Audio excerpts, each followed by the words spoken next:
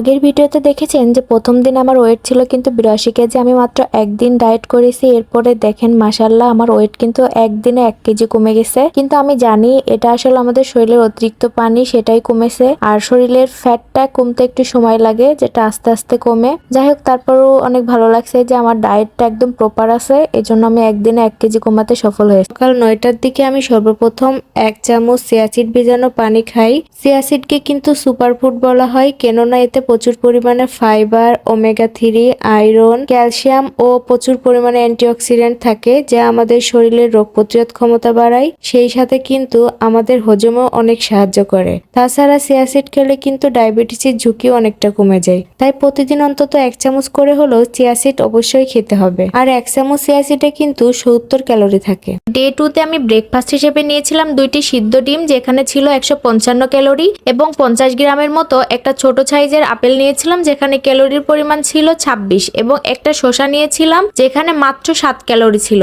তাহলে আমি কিন্তু 188 ক্যালোরির মধ্যে আমার ব্রেকফাস্টটা কমপ্লিট করি। যদি আমরা হিসাব করে এভাবে 1500 ক্যালোরির মধ্যে আমাদের প্রতিদিনের খাবারটা কমপ্লিট করতে পারি, তাহলে অবশ্যই আমরা আমাদের অতিরিক্ত চর্বি কমিয়ে ফেলতে পারি। লাঞ্চ হিসেবে আমি এখানে কত ক্যালোরি খেয়েছি আজকে আসেন আপনাদেরকে হিসাব করে দেখাই। এখানে আমি 150 গ্রামের মতো সাদা চালের ভাত নিয়েছিলাম, যেখানে ক্যালোরির পরিমাণ ছিল 180। তারপর আমি এখানে 2টা লেবু নিয়েছি এবং 200 গ্রামের মতো পেঁয়াজ কলি নিয়েছি, যেখানে ক্যালোরির পরিমাণ 90। একটা পাঙাশ মাছের পিস নিয়েছিলাম, যেটার ওজন ছিল 50 গ্রাম এবং যেখানে 80 ক্যালোরি ছিল।